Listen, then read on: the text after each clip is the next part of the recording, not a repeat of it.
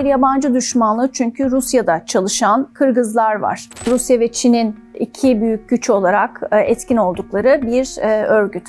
Özellikle Almazbek Atabayev döneminde onun Türkiye'ci olduğu, Türkiye ile çok ilişkilere değer verdiği dönem oldu. Ortak atalarımız var, ortak kültürümüz, tarihimiz, dilimiz var. 9'a 15 mi diyeyim?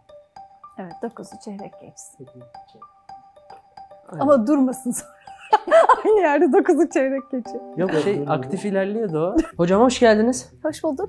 Sizinle tekrar Orta Asya bölgesini konuşmak için bir araya geldik. Bugün Kırgızistan'dan bahsedelim istiyorum.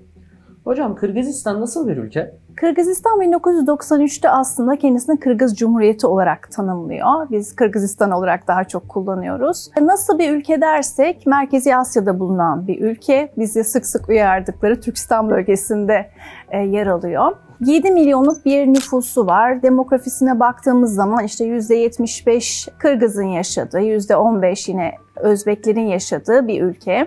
Neler söyleyebiliriz Kırgızistan'la ilgili? Ekonomik açıdan bakarsak eğer aslında değerli minerallerin olduğu bir ülkeden bahsediyoruz. Uranyum, altın, kömür önemli zenginlikleri var. Yine su gücü, hidroelektrik üretiminde önemli bir ülke olduğunu söyleyebiliriz ama diğer cumhuriyetlerle karşılaştırıldığında görece yoksul bir ülke olarak isimlendiriliyor, böyle tanımlanabiliyor.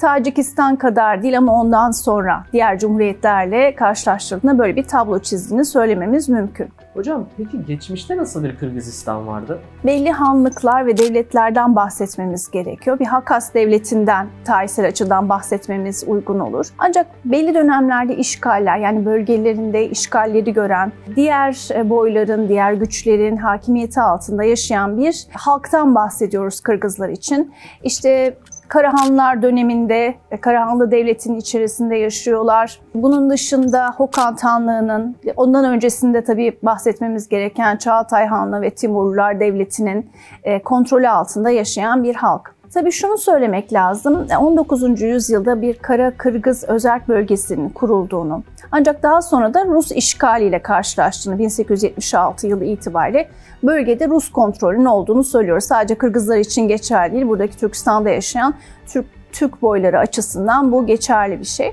1900'lere geldiğimiz zaman ise aslında burada bir Bolşevik devriminden bahsediyoruz. Buradaki boyların milletleşmeye başladığını. Görece Kırgızlar daha geç aslında bu devlet fikrine geliyorlar. Onların gelmesi değil aslında. Bir devletin oluşması süreci 1936'ları buluyor. Yani 1936 itibariyle Sovyetler Birliği içinde bir Kırgız devletinin, Kırgızistan Sovyet Sosyalist Cumhuriyeti'nin bulunduğunu söylemek mümkün. Daha öncesi için ise evet devlet kuruyorlar, belli hakimiyetler söz konusu ancak işgaller ve diğer güçlerin kontrolü altında yaşadıklarını söyleyebiliriz. Lale Devrimi nedir? Kırgızistan'da neleri değiştirdi hocam? Kırgız Cumhuriyeti için Orta Asya'nın İsviçre'si, bir demokrasi adası tanımlaması kullanılır. Sıkça bunlarla karşılaşıyoruz. Yani Kırgızistan diğer Merkezi Asya ülkeleriyle karşılaştırıldığı zaman işte sivil toplumun güçlü olduğu, halkın daha çok söz sahibi olduğu, beğenmediği konularda hızlı bir şekilde değişikliğe gittiği, protestoların, halk ayaklanmaların var olduğu bir ülke. Bu anlamda diğer Merkezi Asya ülkelerinden gerçekten ayrılıyor. Şimdi günümüzde baktığımız zaman sistemsel bir takım değerlendirmeler yapıyoruz. İşte büyük güçlerden bahsediyoruz. Ya da Orta Asya'yı anlatırken ne diyoruz? İşte bir büyük oyun vardı. Şimdi yeni bir büyük oyun var. Yeni büyük oyuna geldiğimiz zaman dedik ki büyük oyunda önce Rusya ve İngiltere'nin çıkarları vardı. Yeni büyük oyun ise aslında 90'lardan sonra daha fazla aktörün içine girdiği bir kavram. İşte Orta Asya'nın şekillendirilmesinde diğer güçlerin, diğer ülkelerin gerçekten etkili olduğundan bahsediyoruz. Ya da işte satranç tahtası deyimiyle anlamaya çalışıyoruz. Bunlar aslında yeterli değil. Günümüze baktığımız zaman artık sadece bir Sovyet mirasından bahsetmek yeterli olur mu? Ya da işte geçiş dönemindeki ekonomiler bizim bölgeyi açıklamamızı ya da Kırgızistan'ı açıklamamız için yeterli mi? Bence değil. Aslında daha fazla farklı şekilde kuramların, kavramların gelmesi gerekiyor. Bu anlamda Kırgızistan'da özel bir devlet. Yani diğerleri içerisine koyduğumuz zaman çok anlamlı olmuyor ya da bu kavramları kullandığımız zaman açıklamak çok yeterli gelmiyor. Bağımsızlığını ilan ettikten sonra neler değişti? Kırgızistan'da 1990'ların başında bütün bu değişimler gerçekleşirken Askar Akayev'in yönetiminde bir ülkeden bahsediyoruz. Askar Akayev bir akademisyen, kuzey bölgesinden geliyor. Bu da aslında orada yaşayan Özbekler için daha ılımlı bir liderin gelmesi anlamına geliyor. Dünyadan da ciddi anlamda destek alıyor, demokrasiye değer verdiği için. Ancak Akayev'in ikinci dönemi aslında biraz daha yargının bağımsızlığının sorgulandığı, otoriterleşmenin başladığı, halkta bir takım sıkıntıların başladığı bir dönem. Ve 2005 yılında Lale Devrimi geliyor. Yani Kırgız halkı aslında beğenmediği konuları, beğenmediği yönetimleri değiştirebilecek bir güce sahip. Başından itibaren de bu şekilde devam etti. Ve 2005'te bir devrim gerçekleşiyor. İktidarın değişimi söz konusu. Yani devlet başkanlarını aslında Kırgız halkı değiştirmeyi biliyor diyebiliriz. Bakiyev yönetimi başlıyor. İşte Bakiyev yönetime geldikten sonra beklenenler aslında halkın umdukları çok da gerçekleşmiyor bu anlamda. Bakiyev'in ailesinin yönetimde, şirketlerde önemli yerler elde etmesi, bir süre sonra bu ayrımcılık, aileye değer verilmesi, belli anlamda bölgeselciliğin kullanılması ve halkta eşitsizliğin oluşması yeniden halkın hoşnutsuzluğuna ve bu sefer 2009'da seçimi kazanmasına rağmen 2010 itibariyle çok ciddi bir kargaşanın, yönetimin tekrardan değişmesi anlamına geliyor. Kırgızistan için şunu söylemek mümkün. Diğerleri için iki liderden bahsederken ya da yeni değişikliklerden bahsederken 6 devlet başkanından bahsediyoruz Kırgız Cumhuriyeti için. Bu da bir anlamda aslında o kim gelecek sorusu kendilerinin karar verdiği bir kavram olarak karşımıza çıkıyor. Hocam Kırgızistan'ın ekonomisi nasıl? Doğal kaynak yönünden zengin bir ülke mi? Şöyle söyleyebilirim, altın madenleri var. Yani Kırgız Cumhuriyeti ile ilgili bizim özellikle üzerinde durmamız gereken şey, çünkü ülke içerisindeki karışıklıklar açısından da anlamamız gereken bir konu. Altın madenleri var, uranyum yatakları, kömür yatakları. Su yönünden zengin ama onun da tabii bahsetmem gereken bir takım problemleri var. Hidroelektrik santralleri kuruyor, elektriğini bu şekilde sağlıyor. Ancak mesela bir Özbekistan, Türkmenistan, Kazakistan'la karşılaştırdığımız zaman işte doğal gaz ya da petrol açısından zengin bir ülke değil. Bu anlamda da enerji kaynaklarıyla zengin olan zümrelerden bahsetmiyoruz. Daha farklı bir yapıdan bahsediyoruz. Bu altın kaynakları özellikle önemli çünkü halkın tepkisini çeken belli uygulamalar oldu. Mesela 2004 yılında Kanadalı bir firma bu Kumtor altın yataklarını işletmeye başladı. Bu halkın ciddi tepkisine neden oldu. Çünkü halka ait olan bir maden, Kırgızistan halkının zenginliği. Ancak bir Kanadalı firmanın denetimi altında orada bir üretim yapılıyor. Özellikle son Cumhurbaşkanı Sadir Japarov bu konuda çok etkili bir isim. Yani iktidara gelmeden önce de bu konuda ciddi tepkisini gösteren, hatta bu nedenle hapiste bile yatan bir liderden bahsediyoruz. Çok kısa zaman önce de 2021 yılının Mayıs ayında önce kayyum atanması, daha sonra da Kırgız Cumhuriyeti'ne ait bir işletme haline gelmesi bence önemli. Now, please allow me to tell you some of the main points of the agreement. From now on, Kumtor mine will be fully owned by Kyrgyzstan. Çünkü bu çok uzun zamandan beri Kırgızistan'da konuşulan bir konuydu. Altın madeninin kimin işleteceği, halka ait olan bir madenin üretiminden kimin pay alacağı önemliydi. Çünkü bu maden aslında ülkenin milli gelirinin %12'sini karşılayan, yani çok ciddi bir ekonomik gelirden bahsediyoruz. Bunun aslında yeni yönetimle birlikte halkın yeniden eline geçmesi, devlete geçmesi bence çok önemli bir tarihsel bir adım olduğunu düşünüyorum işin açıkçası. Kırgızistan'ın sorunları neler? Bence çevre önemli bir sorun. Ben çevreyle başlamayı arzu ediyorum. Çünkü gelecek nesillere bırakacağımız aslında çevre. Mesela bir altın madeni olduğu zaman aslında ne oluyor? Çevrenin kirlenmesinden de bahsediyoruz. Asıl Kırgız halkının üzerinde durduğu konulardan biri de evet milli gelir açısından bu çok önemli ama bir de çevreye ne gibi zararları oluyor. Mesela buzulların erimesine neden olduğundan bahsediliyor. Buzullar su kaynakları. Gelecek nesile ne bırakacaksınız sorusuna cevap vermek için bence özellikle çevre konusunun üstünde durmak lazım. Birinci konu bu. Evet, su kaynakları zengin dedim. Ama hemen bir parantez açmam gerekiyor.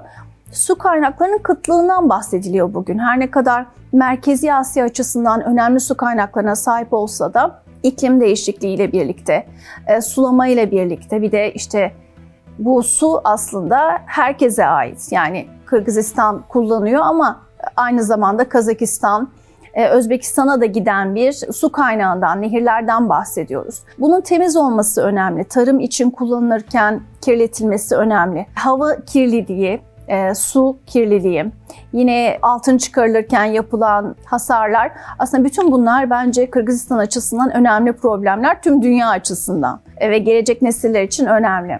İkincisi, elbette birincisini belki söylemek gerekirdi, birinci olarak konuşmam gerekirdi. Güvenlikten mutlaka bahsetmemiz gerekiyor. Güvenlikten bahsederken yine üzerinde durulması gereken konulardan biri, işte etnik sorunlar, sınır sorunları bir kavram olarak karşımıza çıkıyor. Elbette terörden bahsediyoruz. Sizinle daha önce de konuşmuştuk, bu DAEŞ, Horasan, belli yoksul yerlerde tabii ki daha çok insanın bu tür örgütlerin bünyesinde devşirilmesi söz konusu olabiliyor. Yine sadece ülke içerisinden insanların katılması değil, komşu ülkeler bu tür örgütlerin ülke içerisinde barındırdıkları zaman Kırgızistan için gerçekten ciddi bir sorun olarak karşısına çıkıyor. Sadece bu örgüt değil, bunun dışında Özbekistan İslam Hareketi ve diğer örgütlerden de bahsetmemiz mümkün. Yine güvenlik açısından bahsedersek Afganistan'dan bahsedeceğim. Buradan geçen mesela bir uyuşturucu trafiği, yine Tacikistan ve Kırgızistan'a geçmesi bu uyuşturucunun bir sorun olarak karşımıza çıkıyor. Güvenlik dışında neden bahsedebilirim? Ekonomik sorunlar son derece önemli. Bence ülkelerin geleceğini bundan sonra ciddi anlamda etkileyecek. Özellikle daha önce sizinle de bahsettiğimiz son dönemde yaşanan Moskova'daki terör eylemi, burada işte Merkezi Asya'dan kişilerin, özellikle Tacik vatandaşların, Tacikistanlıların gündeme gelmesi aslında ciddi bir sorun da gündeme getiriyor. Ocak 2024'teki Kirman ve İstanbul Santa Maria Kilisesi saldırıları ve 22 Mart'taki Moskova saldırısı dahil DAEŞ Horasan'ın son dönemdeki ses getiren saldırılarının tamamında Tacik militanlar yer aldı. Nedir bu sorun? Bir yabancı düşmanlığı, çünkü Rusya'da çalışan Kırgızlar var. Bunlara nasıl davranılacak? Bu ciddi bir sorun olarak karşımıza çıkıyor. Ekonomik problem dediğimiz zaman ülke içerisinde iş bulamayan Kırgızların farklı ülkelere yerleşmesinden bahsediyorum. %15'lik bir işsizlik rakamı görmüştüm 2023 yılı için. Biraz yüksek bir oran. Evet, dediğiniz gibi ve bu artık çok normal bir şey. Kırgızlar gidiyorlar başka ülkelerde, yaşamlarını kazanıyorlar ve işçi dövizi gönderiyorlar. Bu işçi dövizi de yani %30'lardaymış da bu %20'lere inmiş. Yani şu anda inmiş ama yine de yüksek bir ekonomik katkıdan bahsediyoruz bu anlamda. Evet, yabancı düşmanlığı var. Farklı ülkelerde farklı muamelelere tabi tutuluyorlar. En fazla Kırgız işçinin çalıştığı ülke yine Rusya. Çünkü neden Rusya? Birincisi, doğum oranları Rusya'da düşük. Yani 1980'lerde 2 milyon kişi doğarken 2000'lerde bu 1 milyonlara düşüyor. Bu da nedir? İş gücüne ihtiyaç var. Ukrayna krizi, Ukrayna savaşı ve oraya gidenleri de düşününce aslında açığın büyüdüğünü, yaşlanan bir Rus nüfusu olduğunu söylüyoruz. Yani Rusya aslında Merkezi Asya'daki bu işçilere, bu çalışanlara ihtiyaç duyuyor. Çok sayıda Kırgız'ın Rusya'da çalıştığını söyleyebilirim, yaşadıklarını da söyleyebilirim. Bu 1 milyondu. Şimdi işte 700 binlere düşmüş. Çalışan işçiler, legal olarak çalışanlar 411 bin. Şimdi özellikle önemli olan bir konu, Avrasya Ekonomik İşbirliği Örgütü'nün bir üyesi Kırgız Cumhuriyeti. Bu da aslında diğer cumhuriyetlerle karşılaştırdığımızda, yani Tacikistan'la ya da Özbekistan'la karşılaştırdığımızda görece Kırgızların daha iyi bir statüde olduklarını söyleyebiliriz. Neden söyleyebiliyorum bunu? Çünkü belli anlaşmalarla gidiyorlar. Bir örgütün içerisinde bu konuda belli hukuki kurallar, bir çerçeve söz konusu ve Kırgızlar bu anlamda daha iyi bir konumda çalışıyorlar. Ama ne olursa olsun biz başka bir ülkede yaşayan, ekonomik nedenlerle göç etmiş insanlardan bahsediyoruz. Bu da bir sorun teşkil ediyor. Şimdi şöyle bir parantez de açmak istiyorum. Sadece Rusya'da mı var Kırgızlar? Hayır. Komşu ülkelerden Kazakistan'da mesela 65 bin civarında Kırgız'ın işçi olarak çalıştığını söyleyebiliriz. Her birinin yaşadığı farklı zorluklar var. Ancak günümüzde Kırgız Cumhuriyeti'nin yetkilileri de mesela Rusya'ya çok gidilmesini istemiyorlar. Son olayların neticesinde kendi vatandaşlarının zarar görmesini arzu etmedikleri için farklı ülkeleri gösteriyorlar. Mesela bunlardan biri benim ilgimi çekti. İngiltere. Yani İngiltere'ye gitmeleri daha çok teşvik ediliyor ya da Amerika Birleşik Devletleri'ne gitmeleri teşvik ediliyor. İngiltere'de mevsimsel olarak, işçi olarak gidiyorlar ve orada çalışıyorlar. Hocam Kırgızistan'ın diğer devletlerle ilişkileri nasıl şekilleniyor? Birincisi Rusya ile ilişkileri iyi mi? Evet, iyi. Bölgedeki en önemli güç olarak Rusya ile ilişkilerin iyi olduğunu söyleyebilirim. Askeri açıdan bir bakmak istiyorum ben. Kant Hava Üssü var ve Kant Hava Üssü 21 yıldır Kırgız Cumhuriyeti'nin içerisinde Rusya'nın bir askeri üssü. Kolektif Güvenlik Anlaşması örgütü çerçevesinde kurulmuş bir askeri üs var. Orada çalışan, orada görevlerini ifa eden Rus askerlerinin bulunduğunu söyleyebiliriz. Yine ekonomik açıdan Rusya ile Avrasya Ekonomik İşbirliği bünyesinde ciddi ilişkileri var. Enerji ilişkileri var son derece sıkı. Yani Rusya'nın lider olduğu bölgenin önemli örgütlenmelerinde Kırgızistan'ın da var olduğunu söylemek mümkün. Amerika Birleşik Devletleri ile bu teröre karşı duruşta önemli bir dönem, yani 2001 yılı itibariyle bir transit ülke olarak hava üssüne Kırgız Cumhuriyeti içerisinde Amerika Birleşik Devletleri'nin bir askeri üssü vardı 2001 yılı itibariyle. Bu teröre karşı savaşta bir dayanışma gösterdiler. Ancak bu üs bir süre sonra sorunlara neden oldu. Amerika üssünün varlığı neden bir soruna sebep oldu hocam? Egemenlik kaygılarıyla ilgili. Çünkü Merkezi Asya'da bir Amerikan üssüne ev sahipliği yapıyorsunuz. Bu bir süre sonra sizin Rusya ile ilişkilerinizi, bölgedeki diğer ülkelerle ilişkilerinizi etkiliyor ama başta Rusya ile ilişkilerinizi. Ama Kırgız Cumhuriyeti dediğim gibi egemenlik konusunda önemli adımlar atan bir ülke. Bu sadece devlet erkanlığıyla alakalı değil. Kırgızlar siyasette son derece etkinler. Yani birey olarak etkinler.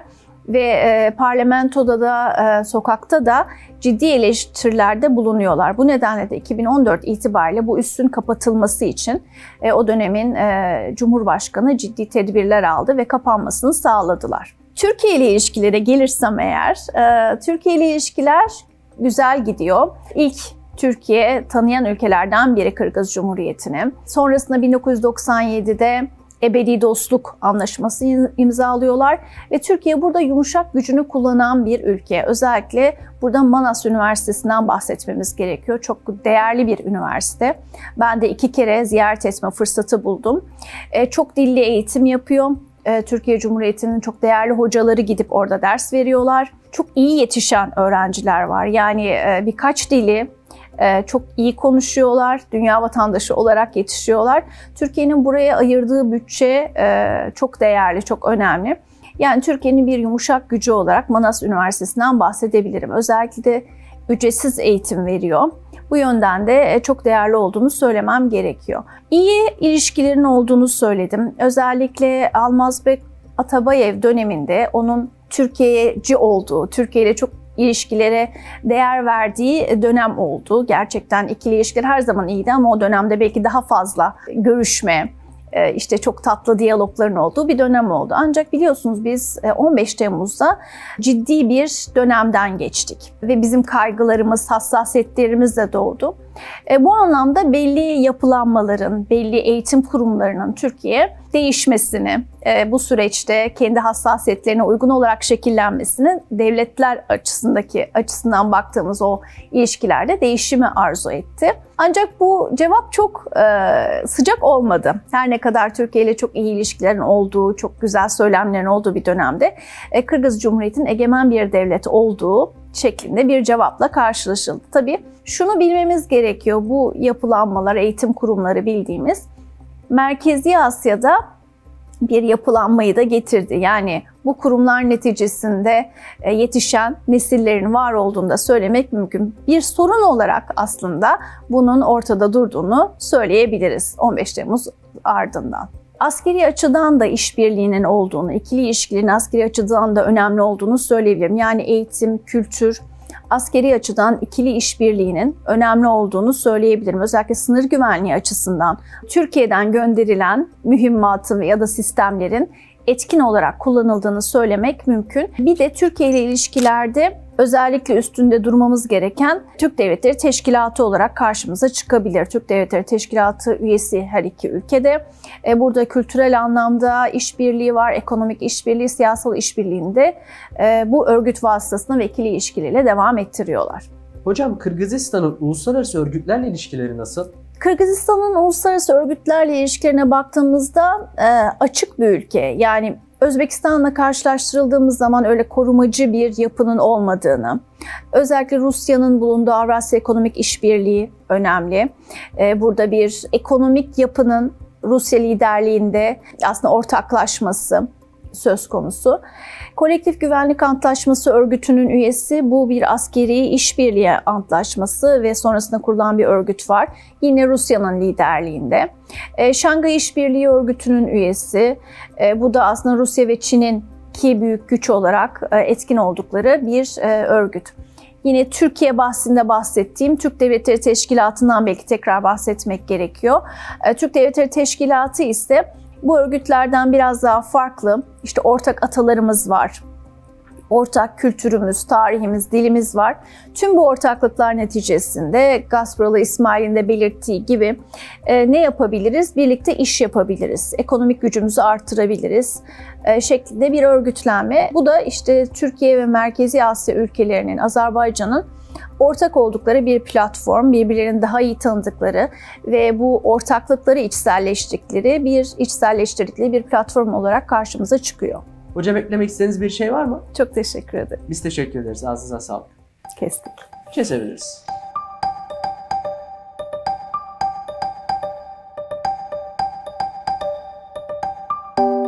Kırgızlar siyasette son derece etkinler. Yani birey olarak etkinler. Ve parlamentoda da, sokakta da ciddi eleştirilerde bulunuyorlar.